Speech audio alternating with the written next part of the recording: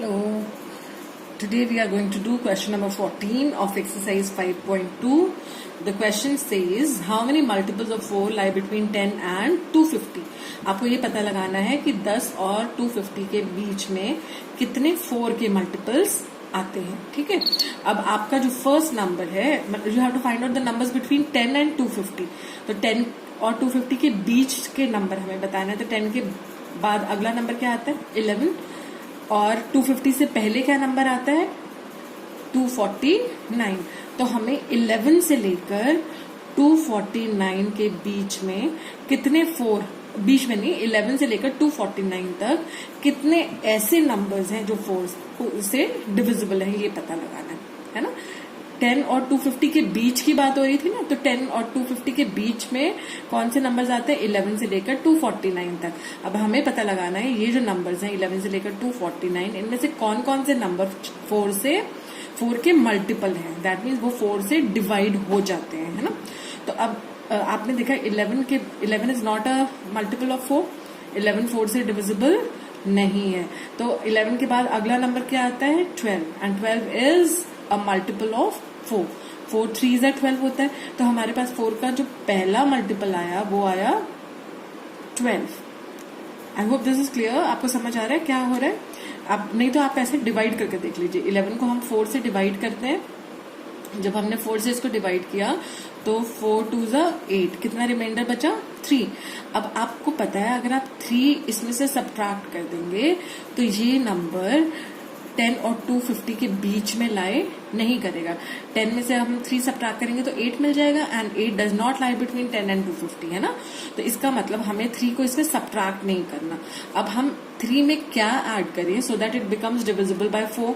तो आपको पता है अगर हम 3 में 1 ऐड कर दें तो 3 + 1 = 4 एंड 4 इज डिविजिबल बाय 4. तो इसका मतलब इसमें हमें क्या ऐड करना चाहिए? 1. तो 11 + 1 इज 12. तो पहला मल्टीपल जो 4 का आएगा 10 और 250 के बीच में वो है 12. इसी तरह से जो हमारी लास्ट टर्म है 249 को हम 4 से डिवाइड करके देखेंगे. ठीक है. 4 से डिवाइड किया तो क्या आया? 4 6 24. आपने 9 नीचे लाया. 4 2 8. What is the remainder? 1. अब 1 जो आपको पता है ये रिमाइंडर है, ये एक्स्ट्रा है. So that means we have to remove this 1 so that this number becomes divisible by 4. तो हम 249 में से ये 1 हटा देंगे तो यहाँ पर क्या बच जाएगा? 0. Then this number will become divisible by 4. तो 249 में से 1 हटाया तो हमारे पास आया 248. That means 248 is the last number that is divisible by 4. हम 10 और 250 के बीच की बात कर रहे हैं ना. तो पहला नंबर जो 4 से डिविजिबल है वो 12 है और जो लास्ट नंबर है वो है 248, है ना. अब आपको पता है ये सारे नंबर्स 4 के मल्टीपल्स हैं. तो इसका मतलब हर कॉन्जिक्यूटिव टर्म के बीच का डिफरेंस कितना होना चाहिए? 4, है ना. 4 के डिफरेंस भी आएगा ना. मल्टीपल्स जो होते हैं किसी भी नंबर के वो उस number actually multiplication is repetitive addition, है ना. तो अगर आप सपोज 2 का टेबल लिख रहे हैं तो 2 + 2 + 2 2 1s are 2 2 2s. आप ऐसे एक बार आपने 2 लिया, फिर 2 + 2 लिया, 2 बार लिया, 3 बार 2 लिया, दैट इज इक्वल टू 6. ठीक है. तो हम ऐसे ही करते हैं ना. इसी तरह से अब क्योंकि ये 4 के मल्टीपल्स हैं तो ये 4 4 के गैप पर आ रहे हैं. ठीक है. तो आपने 12 + 4 करा तो आपको अगला नंबर मिल जाएगा विच इज डिविजिबल बाय 4. तो दैट मीन्स डी हमारा हो जाएगा 4. The common difference is 4. हमारी फर्स्ट टर्म A1 है 12 और AN हमारी लास्ट टर्म है 248. ठीक है. अब AN जो है वो 248 है. AN का फॉर्मूला अप्लाई करते हैं. AN का फॉर्मूला होता है A1 + n - 1 × D = 248. अब A1 कितना है हमारा? 12 + n - 1 × D. D कितना था हमारा? 4. Common difference is 4 is equal to 248. That means n minus 1 into 4 is equal to 248 minus 12. So n minus 1 into 4 is equal to 236. That means n minus 1 is equal to 236 upon 4, which is equal to 59. That means n minus 1 is 59. So n is equal to 59 plus 1. N is equal to 60. That means there are 60 multiples of 4 that lie between 10 and 250. कितने multiples हैं? 60 multiples. ठीक है, I hope this is clear. तो चलो अब आपको थोड़ा सा अपने आप को टेस्ट करने के लिए एक क्वेश्चन देती हूँ मैं. आप सॉल्व करिए. ये एग्जैक्टली वैसा ही है जैसे अभी हमने पहले 13th क्वेश्चन करा है, बट उसमें आपको 3 डिजिट नंबर्स पूछे गए थे. यहाँ पर हम 2 डिजिट नंबर्स ले रहे हैं. तो हाउ मेनी 2 डिजिट नंबर्स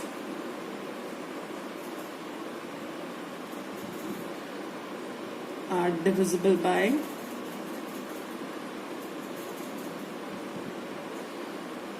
8. तो ये क्वेश्चन आप सॉल्व करेंगे और इसका रिप्लाई मुझे जल्द से जल्द भेजेंगे. ठीक है. Now let us move on to the next question. So the 15th question, the next question is, for what value of n are the nth terms of the 2 APs? हमें 2 APs दिए हुए 63, 65, 67 and so on, and 3, 10, 17 equal.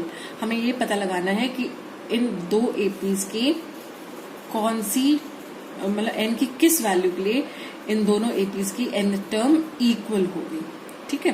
तो हमारा पहला AP है 63, 65, 67 and so on.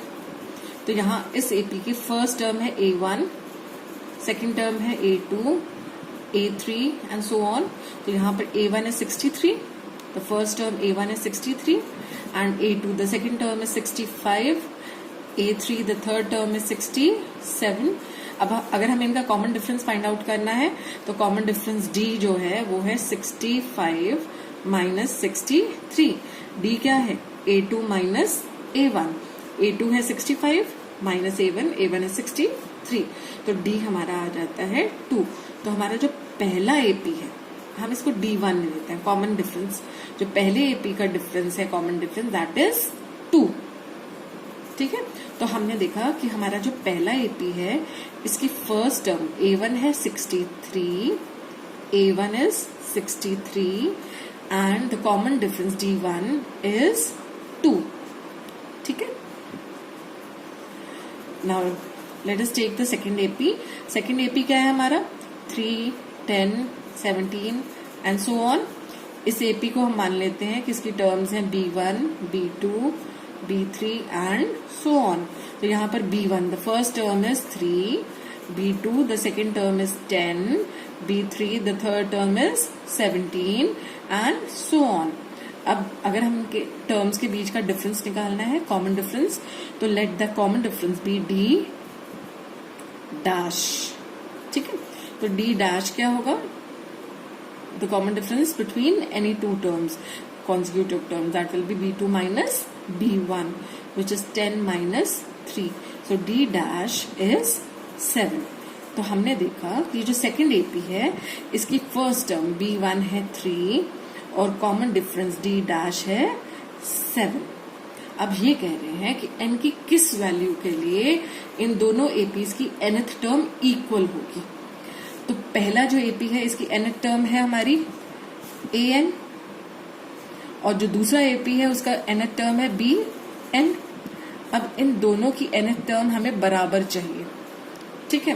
अब an can be written as a1 plus n minus 1 into d. पहले AP का d का है d1. This is equal to bn. दूसरे AP की bn क्या होगा? This will be equal to b1 plus n minus 1 into the common difference. Common difference दूसरे AP का कॉमन डिफरेंस हमने क्या अज्यूम किया था? d dash. पहले AP का कॉमन डिफरेंस हमने d1 लिया था और दूसरे एपी का कॉमन डिफरेंस हमने डी डैश लिया था, है ना। तो हमारे पास आया A1 कितना है हमारा 63 प्लस ब्रैकेट ओपन कर लेते हैं, this is ND1 minus D1 is equal to B1 कितना है हमारा, B1 is 3 plus ND dash minus D dash. अब हमें n के लिए सॉल्व करना है, तो n की टर्म्स को एक तरफ रख लेते हैं और बाकी टर्म्स को इक्वल टू की दूसरी तरफ ले जाते हैं। तो 63 माइनस D1, बाकी टर्म्स 3 इधर आ जाएगा तो क्या हो जाएगा -3 माइनस D डैश इधर आया तो plus D dash is equal to, अब इस तरफ क्या रह गया ND डैश और ये ND1 इधर गया तो क्या हो जाएगा ND1।